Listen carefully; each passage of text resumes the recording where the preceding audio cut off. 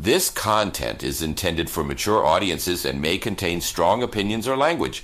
Views or opinions expressed by guests or the host should not be considered as medical, financial, legal, or psychiatric advice and are not to be attributed to this platform or its sponsors. Hello, wonderful people. Thank you for joining us on an episode of Bobbing Along with Bob featuring your host, Bob Dubb. We are so glad you decided to join us for one of our discussions with many of our interesting and informative guests who are going to share their knowledge, insight, opinion, and most importantly, their life experiences with all of you. If you enjoy this content, please like and share as well as subscribe. Feel free to use the comment section to share your life experiences on today's topic. You can also find the host on minds.com/BobDubb. And now, here is your host, Bob Dubb.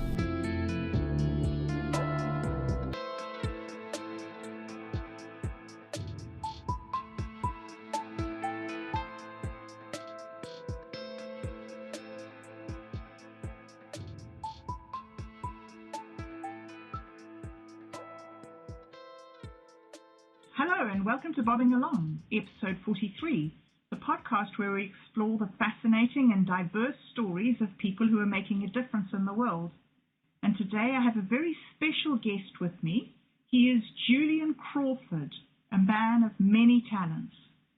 Julian has been involved in the Aotearoa Legalized Cannabis Party, run for the elections on the Southland District Health Board, written a cannabis manifesto, and apart from being a political activist, is also a creative artist. He's a filmmaker and a director who's working on an original script that promises to be a captivating story. Julian is also a friend of Vince McLeod of VJM Publishing, a longtime guest and friend of this podcast. Julian has recently visited Norfolk Island, a small island in the Pacific Ocean that has a rich and complex history and culture. He is very interested in its politics and in the challenges it faces as a former self-governing territory of Australia. So we're going to be talking about Norfolk Island tonight and highlighting some of its controversies and opportunities. Julian, thanks so much for joining me on Bobbing Along. How are you doing today? I'm doing good. Thanks a lot for having me on the show, Bob, and I'm glad that we can shine some light on this important issue of the Norfolk Island politics, because I just think it's one of those issues that hasn't really got much attention in the media at all, and it's very close to home for New Zealanders because Norfolk Island is actually our closest neighbour. It's only about 2 hours flight from Auckland, so it's very close geographically to where we are now. Well, Julian, I'm very curious to hear about your experience on Norfolk Island. But before we get into that, I'd just like to mention that Norfolk Island has a very interesting connection to one of the most famous events in naval history, the Mutiny on the Bounty. For those who don't know, the Mutiny on the Bounty was a rebellion that took place in 1789 on board the British ship, the Bounty. The captain of the ship, William Bligh, was a tyrant, and his second-in-command, Fletcher Christian, seized the ship. So, Julian, my question is, how did you learn about this amazing story? Yeah, I mean, like you say, there's so much rich history there with the Bounty mutineer and the Fletcher Christian stuff. Obviously, being their heritage, the people that live on Norfolk Island are descended from Fletcher Christian and the Bounty mutineers. But the story of how I first found out about Norfolk Island is an interesting one, because I saw in the news that they would have been back in probably 10 years ago, they were proposing to legalise medical marijuana on the island. And as you mentioned, I was already involved in the cannabis politics and that sort of thing. So I was interested in maybe going over there and doing a growing operation with marijuana. And I sort of didn't have any startup capital, but I just floated the idea out there because the Norfolk Island government was looking for ways to boost the economy there. So they were seeing medical marijuana as a really good opportunity economically as well as for their own health system. And people started emailing me with offers and of land that I could lease, and people in Canada were wanting to buy. Someone wanted to buy a ton of cannabis sativa, you know, and it was just the demand and everything was there. And it was this cannabis issue that may have been the catalyst for the collapse of the Parliament on Norfolk Island, because shortly after that, the Australian government completely shut down the Democratic Parliament, collapsed their democracy, and essentially just made them part of Australia. So that's how I found out about this place. And then I was already interested in politics because I've studied politics at university and I've got a diploma in journalism. So I wanted to go there, probably for the last 8 or 9 years. So I was very pleased to finally be able to visit. And it really is a paradise over there. It's like a subtropical island, lovely beaches, warm weather. We were there in the middle of winter and it was 23 degrees during the day and about 18 degrees at night. So it's a great climate. And it was quite an interesting experience because for some reason you don't hear much about Norfolk Island in New Zealand, even though it's very close geographically. Gosh. Well, when I watched the movie of The Bounty many, many years ago, one of the things that I was really struck by was how deeply committed and intense a person Fletcher Christian was. And from the bit of research I've done, it seems that much of his attitude and his personality is present in the Norfolk Islands. They seem to be a very, very fiercely independent, proud, determined people. What was your experience of them?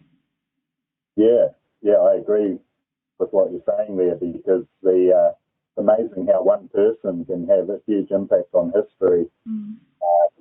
Because after he took control of the Bounty, they settled on Pitcairn Island, but they picked up a number of ladies from Tahiti to take with them. So the descendants are a mixture of Tahitian and British. But obviously, you have to be very courageous to even go through with the mutiny and then to set up essentially a civilization in the most uninhabited, remotest island in the world. You'd have to be very self-sufficient, obviously, because, they were having to produce all their own food and everything on the island. And so after the mutiny, they settled on Pitcairn Island. Unfortunately, it didn't go too well because some of the Tahitian men that they had with them, there was a dispute over women because some of the British men took some women off the Tahitian men, and that caused a big dispute on the island, and a number of the original mutineers got killed off. There was only one surviving member of the mutiny when they sort of got discovered by the outside world, but there was thankfully a number of children and offspring of Fletcher Christian and the other mutineers, and they were relocated from Pitcairn to Norfolk Island, so that's the connection. Pitcairn Island's obviously quite a long way away out in the Pacific, and they were relocated to Norfolk Island, and they were granted that island by Queen Victoria. So the whole dispute that's come up with Australia has started because when Queen Victoria granted them Norfolk Island, the Australians wanted to retain control of some of the civic buildings. So there's been a bit of tension the whole time. Like you say, they're fiercely independent. They want to be self-governing. But they have a lot of reverence for the Crown and the monarchy. They show a lot of respect for King Charles, especially Queen Elizabeth, because Queen Elizabeth visited Norfolk Island, so they're very much royalists. They love singing the God Save the King and things like that. Wow. But they see that as a protection against the authoritarianism of the Australian government, because they see the British claim as superseding the Australian authority. I heard that, or I read that they burnt the Bounty. When they got to Pitcairn, they burnt the Bounty as sort of their declaration of independence almost. So I'm surprised to hear that they're such royalists. That's an interesting little quirk. I mean, it's a bit ironic because obviously they were rebelling against the British Crown originally with the Bounty mutineer, but like you're saying, people really see it as just a rebellion against Captain Bligh because of his authoritarian strictness. And there's a few different versions of events, but someone in that mutineer has burnt the boat because they didn't want to have to return to England to face criminal proceedings for the mutiny. So, yeah, it definitely testifies to their independence because that boat was their only connection to the outside world. So by burning the ship, they forced them the isolation onto Pitcairn Island. And it's through that isolation that they've developed their own language and their own culture, because you might be surprised that Norfolk Islanders don't just speak English, they also speak Norfolk Pitcairn, which is their own indigenous language. Yes, I read that. Isn't that wonderful? I love that. So they settled in Pitcairn Island, but then they were gifted Norfolk Island, you say? Yes. So they really needed help, I think. They needed to relocate away from Pitcairn because of its isolation, and because many of the men had been murdered. By I think it was something that happened under the time of Queen Victoria to relocate them. That's why they have a lot of respect for the British Crown, because of the fact that Victoria gave them this new island to relocate to. Right. Okay. And, interesting. It was at that time that the Australians previously had a prison colony on the island, so it used to have a brutal history on Norfolk Island. It was one of the main prisons for the Australian mainland. So it was considered a very brutal sort of high security prison to go to back in the old days. And when the Norfolk Islanders came, they didn't want anything to do with that prison history, so they destroyed a lot of the prison, and they recycled the stones for building houses and things, because there was a big stone prison building there. So the place that they settled was Kingston, wasn't it? Kingston was where the prison was already existing prison, but there was also a lot of nice houses called Quality Row that were able to settle into existing houses when they arrived. Right. Gosh, So okay. Right. That was about 167 years ago. Right. So when you got there, what was it like? I mean, are those old buildings there? What is it? Is it historical? Yeah. Kingston area is very historical. The main town is called Burnt Pine, which is more of a modern township, similar facilities to what you'd see in Australia and New Zealand. And then Kingston is where all the historical buildings are, and then the ruins from the old prison. There's a lot of ruins as well, so it's very historical, seeing the old buildings. But yeah, a lot of the original civic buildings were still being used. Norfolk Island's own parliament used to be downtown Kingston before it was shut down. Right. But yeah, it was very tropical. It was very relaxing, a very friendly atmosphere. Like when we arrived on the island, everyone would wave when you drove past, and nobody locks their car there. They just leave their keys in the ignition. People are very trusting, and very little crime happening. So it's nice to be in a place where people are more trusting don't have the lots of vehicles. Yes. Do you know, we've got any idea of how big the population is of Norfolk Island? About 2,000 people, Right. which doesn't sound like much, but when you're there, it's still a very busy place because you've also got quite a few tourists on top of that. Yes, yes. Now, I saw some video footage that you took of a festival there. Can you tell us a bit about that? I'll put the video footage up. Yeah. That was from the Bounty Day celebration. So that's reenacting the arrival on Norfolk Island from 167 years ago. Okay. And so I deliberately timed my holiday with Bounty Day, which is their annual public holiday, essentially, where everyone is dressed in the traditional clothing and they go out onto the pier and they have a rowing boat come in, which is reenacting the first settlers coming and being greeted by some of the wardens from the previous prison colony. Gosh, so lovely, so charming. Yeah.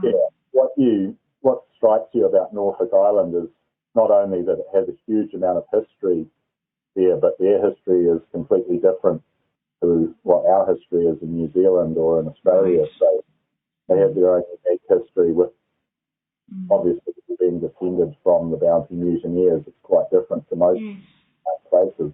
Yes. Oh, wow. They do really well at preserving that history with their songs and their language, their dance, culture. So, and they are sort of a bit wary of outsiders. So it is, it's actually was a privilege for me to get some of that video footage. Oh, and wow. I actually wanted to edit it because there's a lot of wind noise. There's a lot of poor quality sound in that video. So I probably will re-release it with music and some a bit more smoother production value. Nice. But if they want to get a rough idea, they can check out my YouTube channel. Okay, we'll put the link for that below in the description so people can go over and have a look. That's excellent. So just now you mentioned that when the Queen gifted the island to them, there was a dispute over the civic buildings. Is this the basis of Australia's sort of like, I don't know, is it a power grab there? Yeah, so it seems to be a historical issue that's still permeating into the modern day. So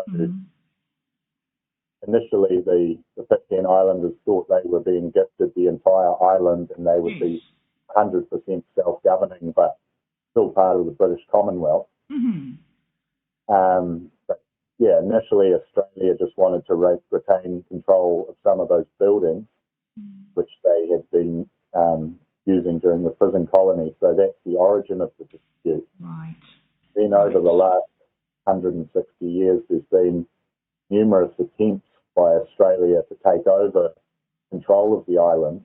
And it wasn't until 2016 that they finally succeeded in collapsing the democracy. They had their own democratically elected parliament, and they just shut that down and said, no, you're part of New South Wales now. They don't have any elected representatives. There's someone in Canberra that is supposed to be their representative, but these people probably have very little connection to the island. Quite a dysfunctional situation. It's caused a huge divide amongst people on the island, and there is a lot of resentment still to the democratic way that it was done. But yeah, it definitely seems to be a historical thing because Norfolk Island's always been very independent, and Australia probably wanted to have more of a control over the situation. I believe that they were a tax haven. I know somebody who flies little radio-controlled model airplanes, you know, and they buy them online, and you know, there just aren't those many shops in New Zealand for that sort of thing. And they used to get their model airplanes through the Norfolk Islands Golf Club that used to distribute those things because they were a tax haven. And then the Australian government took that away from that status. What happened there? Yeah. Norfolk, I think that's a key part of the dispute with Australia, because for many years Norfolk Island was a tax haven. So, I've heard of people that from New Zealand used to go there to buy microwaves and appliances back in the 80s because it was cheaper there. And there's still some things like tobacco is extremely cheap there. You can just buy a packet of tobacco for $20 or something there. It's a bit different to New Zealand. But yeah, for many years it was a tax haven, and they used to have something like 1,500 companies were registered there, and many of them were probably operating in Australia, but they were just sort of basing themselves out of Norfolk Island. And I think that's why the Australian government was getting pissed off, because they were running sports. They had online sports betting companies based there that were out competing. Gosh, what an interesting little place it is. Such industrious folk. But it's quite fascinating because, people there are not used to paying GST. They're not used to paying income tax. They're not used to paying rates. They're not used to having lots of insurance or anything. So it's a very different mindset to when you grow up in a place where you've already got all these taxes. Sure. And you can understand why they resent having to have them start paying them. I can. They're talking about having a rates revolt where people are going to boycott paying the land rates. Interesting. These are properties that have been handed down from generation to generation. Now they're having to find money that they don't necessarily have to pay the rates. They are at risk of having to sell them in some cases. Gosh. Okay, so the Australian government was bleeding them dry, basically, and then along came the global financial world collapse thing, and that put them in a really bad position. Yeah, so the tourism is obviously the number one industry there. So they rely heavily on tourism, but when there's, say, an economic downturn, like with the recession in 2008, and then obviously with COVID and, other downturns, tourism gets disrupted. So that when they were self-governing, they were always exploring lots of options on how to boost the economy. And that's why the tax haven thing and becoming like a banking hub, that was one of their proposals that worked out well with Australia. And then legalising marijuana and also industrial hemp, that was some other options they were looking at. So, they are very industrious and creative, and they were looking for solutions. But the Australians basically used that economic downturn as an excuse. Say, the island's not capable of governing itself. But, every time they tried to come up with a new idea, the Australians would try and shut it down. So, I'm sure you're aware in New Zealand we've had a lot of problems with cannabis prohibition too. It would be a good industry for medical marijuana to be legalised. Yeah. So, who started the marijuana thing? Was it a community initiative? Do you know how that got going? It was like a bunch of old ladies, basically. Like it was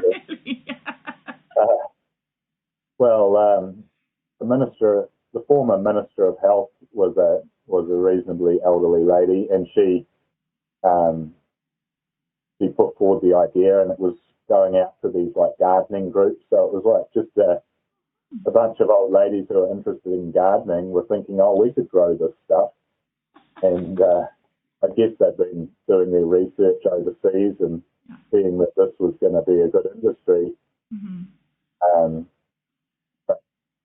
It's pretty suspicious that their parliament got shut down shortly after they wanted to do it. Interesting, coincidentally, yeah. Although, times are changing now. Australia is starting to relax the laws around it. So as well. to be able to go to Norfolk Island and grow it, but you'd have to do it under Australian law. Mm-hmm. I think the most egregious thing is the fact that they're just trampling all over democracy. Absolutely. Like, countries like New Zealand and Australia promote democracy as a good thing, but then they're hypocritically not allowing democracy in the South Pacific Islands. Yes, absolutely. Yes, interesting. Hey, so hypocritical. So when you were there, did you encounter marijuana plantations? I didn't see any plantations growing or anything, but it was clear that people on the island like to use weed. So there was definitely, you could definitely get weed there. Mm-hmm. Okay. There's not like a plantation or a commercial venture or anything? No, I mean, no. That's what would have happened if they'd maintained their own democracy. Because they had a number of companies who were interested in getting up as that big plantation grows, but everything ground to a halt when their parliament was collapsed. Collapsed. Okay. There's nothing obviously happening on a commercial scale, but it could still happen in the future if people do it under Australian law. Mm. So one of the things that shocked me, Julian, was when I read that Hansard was destroyed. Yeah, I mean, that was quite shocking to me as well. And it's actually documented on an episode of 60 Minutes where they cover this whole issue.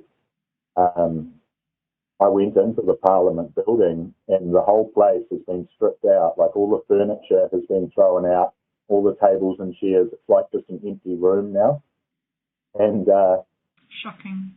According to the 60 Minutes report, the Australians destroyed the Hansard, which was the written record of all of the decisions which had been made previously by that Parliament. So it really is a sort of cultural revolution where they're trying to suppress the autonomy. So not just Australia's not acting in good faith because you wouldn't go and destroy the historical records if you were acting in good faith. I think that's just a clear example that they had an aggressive agenda to shut down democracy no matter what, because they wanted to put an end to the tax haven. Heavy-handed. So the people didn't just sit by idly and take it. They organised a protest movement, didn't they? Yes. So there's been a large protest movement on the island, and it's the symbol is the green hand, which symbolises standing up for democracy.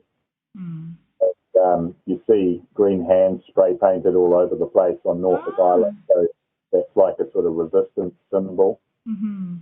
So look out, there's a display which shows hundreds of people who have made a green hand and signed their name next to it to say that they support self-government in Norfolk Island. So, yeah, I mean, I was interested when I went there to see if the population were still protesting or whether they were just coming around to being part of Australia. It's clear that there's a big divide on the island. Some people are very comfortable with the Australians and they see that as an inevitable, that they had to inevitably take over to rescue the economy. But then the other half of the island, they're still very much against it. And supposedly a majority of the islanders are still against Australia.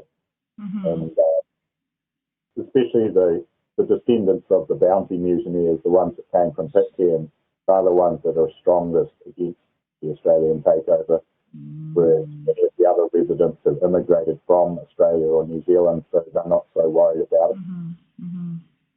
Yeah. Gosh, that's quite sad, really.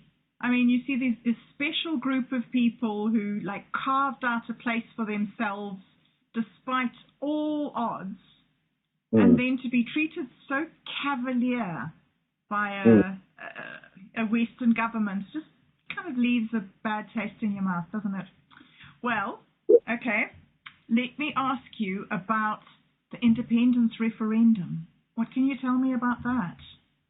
Yeah, that's right. This is another pretty shocking incident where when the Australians said that they were wanting to take over, the Norfolk Islanders organised their own referendum to have a vote on whether they remained independent or whether they joined Australia. Of course, it's happening around the same time as Brexit, so it's sort of comparable to Brexit in a way. Right. They wanted to be independent of the Australian Commonwealth, and a majority of Norfolk Islanders voted in favour of independence. But when the vote was being held in Canberra to go ahead with shutting down their democracy, the Australian MPs were not even informed that a referendum had taken place. So not only did they ignore the result of the referendum, they were not even aware that this referendum existed. So the people who are voting away their democracy are doing so without all of the information, particularly this referendum result, which proved that it was undemocratic. Gosh. That's why it's called it's known as the Brexit of the South Pacific now. Yeah. But there have been some British MPs that have been very concerned and have visited Norfolk Island, I believe. Yes, there were 2 MPs from the House of Commons. I don't have their names on me, but a couple of British MPs came over to the island to investigate because they really felt like Australia had overstepped its authority in this case, and they wanted to find out more. And like I say, it was very much in a similar context to Brexit, which these MPs are dealing with. But at least with Brexit, supposedly they went ahead with implementing it, whereas in this case, it's like the Brexit of the South Pacific's just been totally ignored, and the referendum's been swept under the table. Like, if you talk to the Australians, they wouldn't even know there was a referendum.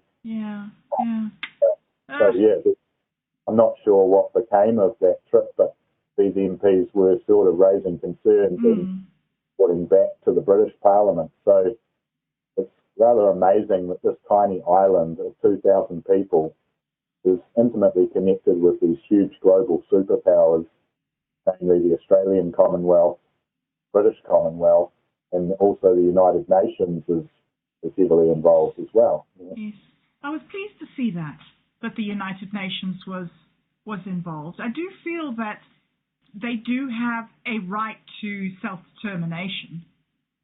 You know, it does seem that they're being, don't know what the word is. I was going to say abused, but that's probably not the right word. But it's pretty oppressive because these people haven't had any democratic representatives for like the last 6 or 7 years now. So it's pretty shocking, really. And Australia is supposedly pouring lots of money into the place to try and win people over, but the money's not going where it's needed. It's just a classic example of dysfunctional mismanagement, because all the roads over there are just full of potholes. Like, the whole road is just potholes, basically. And despite having $100 million a year coming in, they haven't fixed a single road.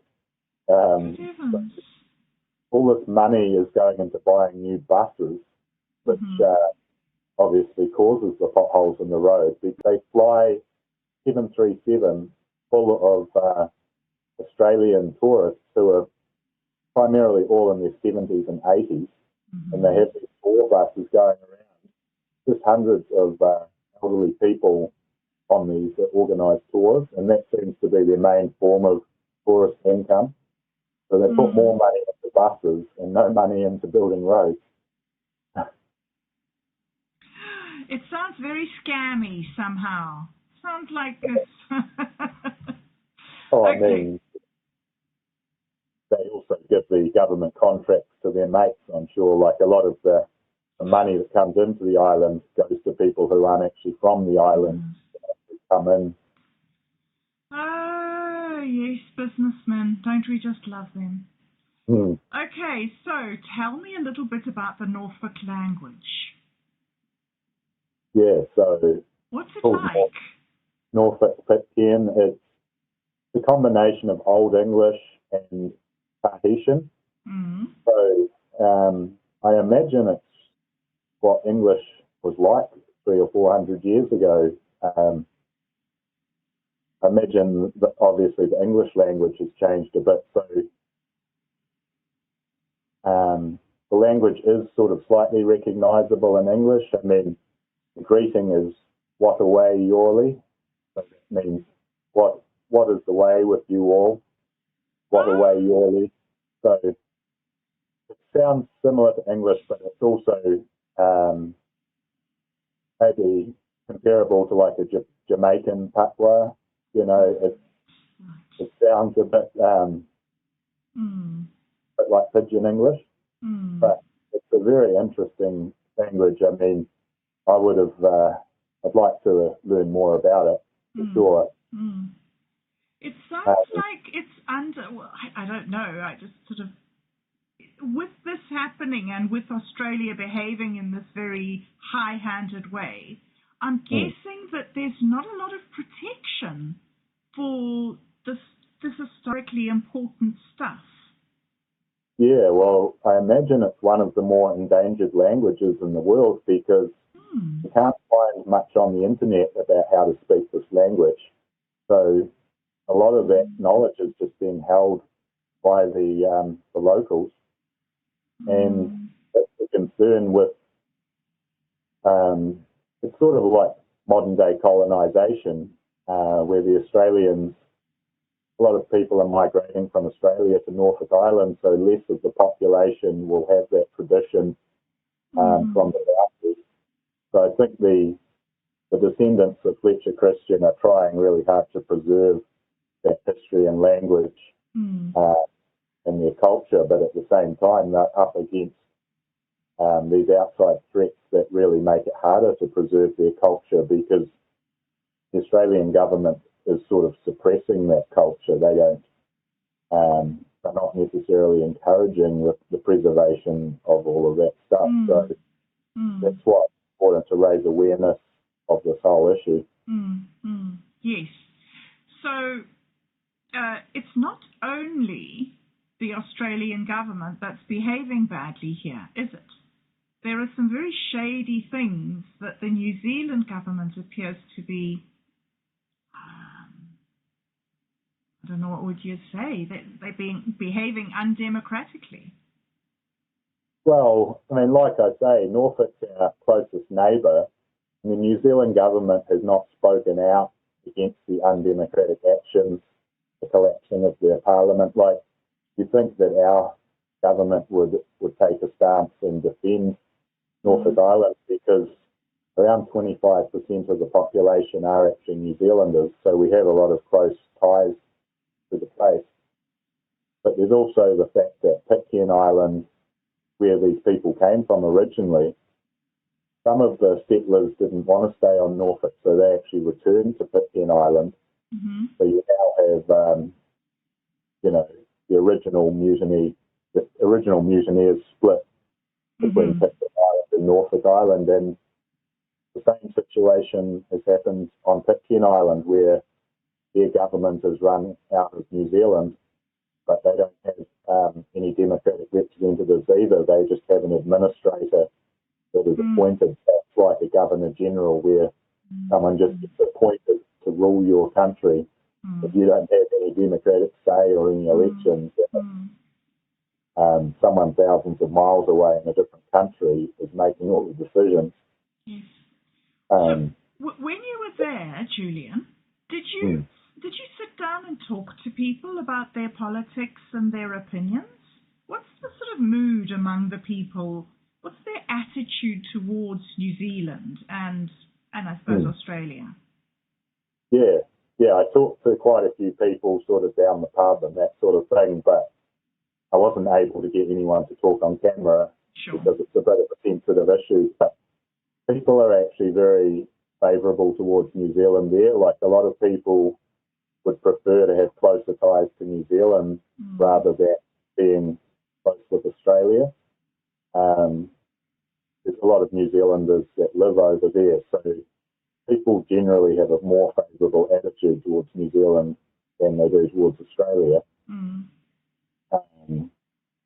But, you know, like, I think they would be better off being independent and not being part of New Zealand or Australia because, I mean, we're almost as bad as the Australians. Like I was saying, we don't let them have a democratic say on Pitcairn Island. So, but, you know, at least our government doesn't go around shutting down the Cook Islands and Niue and making them part of Auckland, you know, because that's essentially what they've done. Yes. Norfolk, Yes. But there's nothing in the media about this, is there? There's sort of media suppression, almost. Well, yeah, that's what it seems like.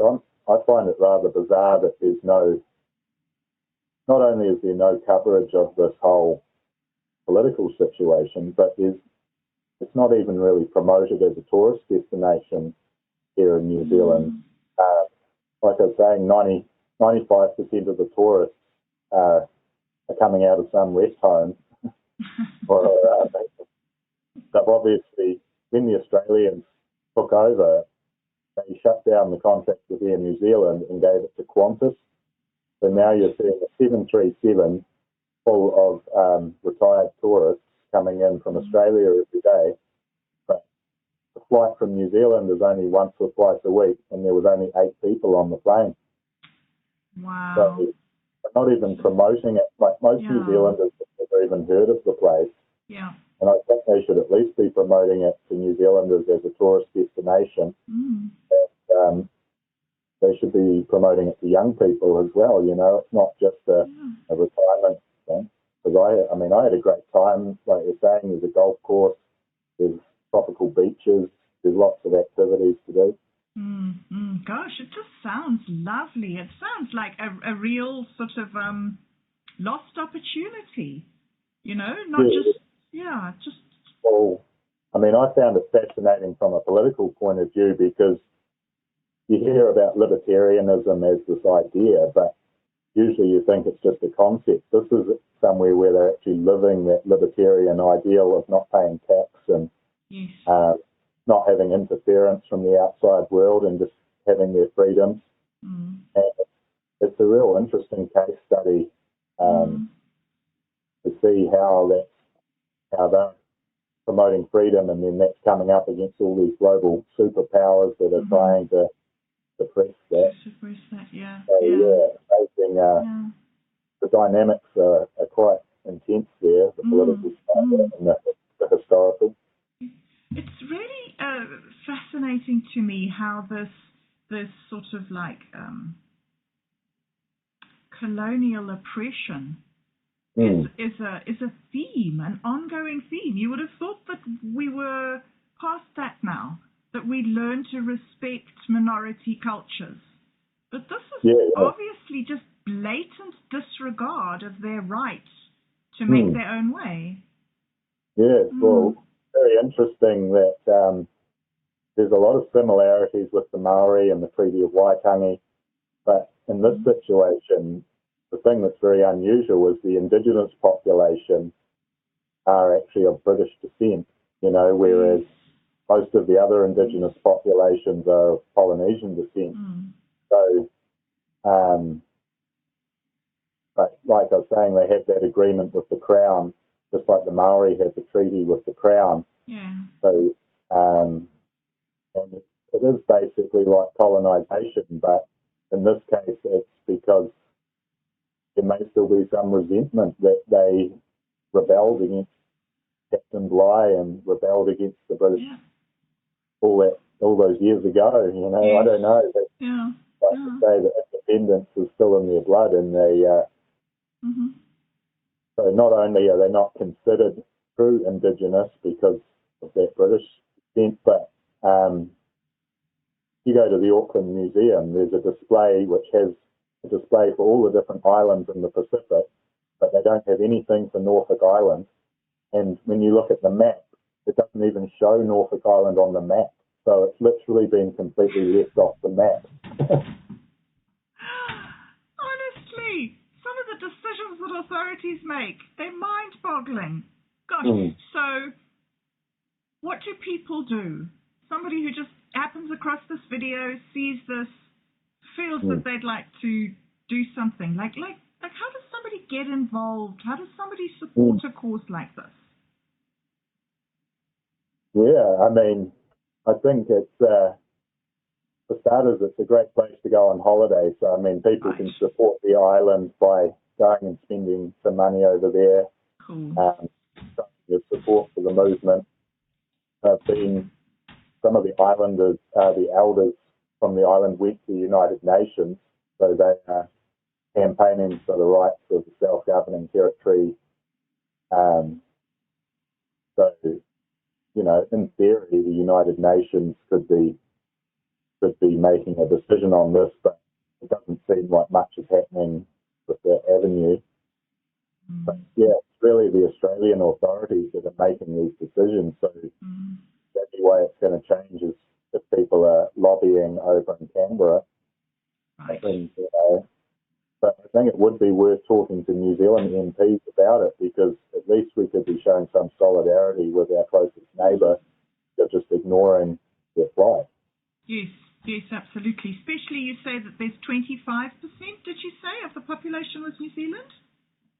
That's significant. Yeah, well, I mean, it was 25%. I don't know if that's changed recently, but yeah, we used to see a lot of New Zealanders there, and then, you know, who knows what happens to them now. They either have to become Australian citizens or they have to return to New Zealand. I mean, I think, yeah, it would be good if people could lobby someone, but I don't know who to lobby, either the United Nations or the Australians or even the British Parliament, because all three of those organisations have been involved. Right. Yes. Well, I suppose at the beginning of this sort of thing, it's good to raise awareness. And, for, you know, and like you say, if people can actually get involved by going there themselves, we spread the word from, you know, word of mouth. I think just raising awareness is a good thing, because the main problem is that many New Zealanders have never even heard of Norfolk Island, or they have no idea that they're in this battle for democracy. So it's good to let people know that this is happening, and like I said, it's a great place to go on holiday. You'll have a great time if you go over there. Kick back and smoke a bit of weed. And smoke a cheap cigarette. Yeah. A cheap cigarette. It's a long way to go to have a cheap cigarette. But so, Julian, before you go, because I think we've sort of covered everything that we were planning to cover, but you haven't spoken a lot about cannabis. And you are one of the main members of the Legalized Cannabis Party. What do you think? Can you say something about their idea to produce weed commercially? What do you think about it? What's your sort of gut feeling about what they're doing? Yeah, I mean, when Norfolk Island was proposing it, it was a really good thing, because they were wanting to just focus on actually growing the weed, whereas in New Zealand there's so much bureaucracy and red tape around the whole thing. I mean, I would love to get a license and be doing it myself, but $8,000 in New Zealand for the license, and then you need all the equipment, and then you need another $8,000 license to process it. So, I mean, the biggest problem with legalisation is when you just have an excess of regulations and bureaucracy. I mean, places like Norfolk Island show you how well you can do without bureaucracy. If you get the bureaucracy out of the way, and you know, they didn't used to have a lot of money back in the old days, but they were very efficient with how they spent it. They didn't waste money, and I mean, I'd love to see cannabis become legal in New Zealand, because, like you say, we've been campaigning for years. I mean, I haven't been actively involved in the Cannabis Party recently, but prior to the cannabis referendum, I was involved in trying to get that referendum started, because Helen Kelly you'll remember Helen Kelly from the Labour Party. She was really pushing it through, and Amy and O'Connor drafted up the cannabis referendum at her request. The problem was a lot of people in the movement didn't believe that we were going to actually get a referendum, so they didn't put that preparation in place. So people were surprised when it actually happened. I mean, for me, I was having to work full time when the cannabis referendum was happening. I just started a new job in traffic management planning, and I had drug testing and all that sort of stuff to deal with. So I couldn't be too actively involved in the campaign. But, you know, I think there's more that could have been done to get that referendum over the line. When you see how close it was, the pity was it had like a professional ad agency on our side, you know. Yes, yes. It was, I mean, as it often is, it's just a grassroots campaign. But it's going places now. That referendum, even though it was a complete train wreck, it's still taken us another step down the road, hasn't it? Yeah, I mean, it's good that you can get the medical prescriptions now in New Zealand. I think it's finally starting to happen. Hopefully the costs will come down because there's no subsidies or anything, so it's quite expensive still. But apart from that, at least people are able to access it now. I mean, good to do it legally. You know, having to face arrest and the threat of arrest, prosecution is just horrible, and that's something I've had to deal with, and it's just extremely stressful. And you know, I'm looking forward to the day when I can use cannabis without fear of persecution. Absolutely, yes, yes. Well, Julian, that was really, really, really interesting. Thank you so much for coming along and you know, telling us about that. And I'll put, as I say, I'll put your little link to those lovely celebrations in. And let's hope we can get some people a bit more interested and maybe traveling there and getting a bit involved and you know, get a discussion going.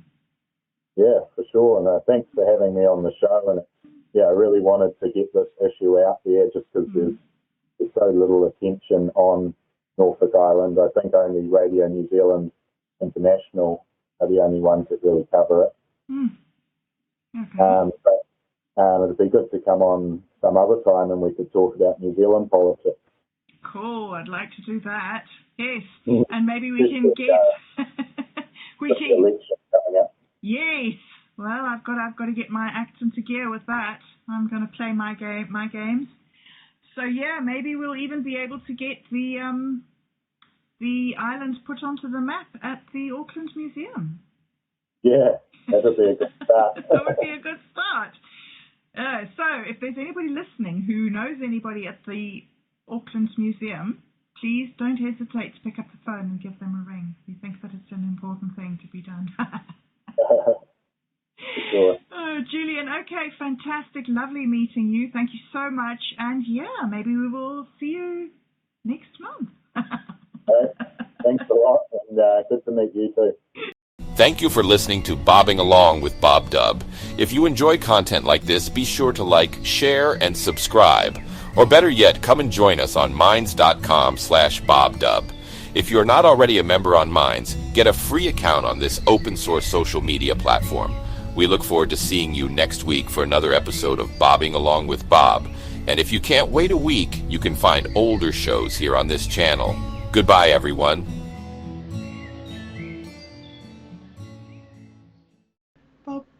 Bobbing, bobbing along, bobbing along.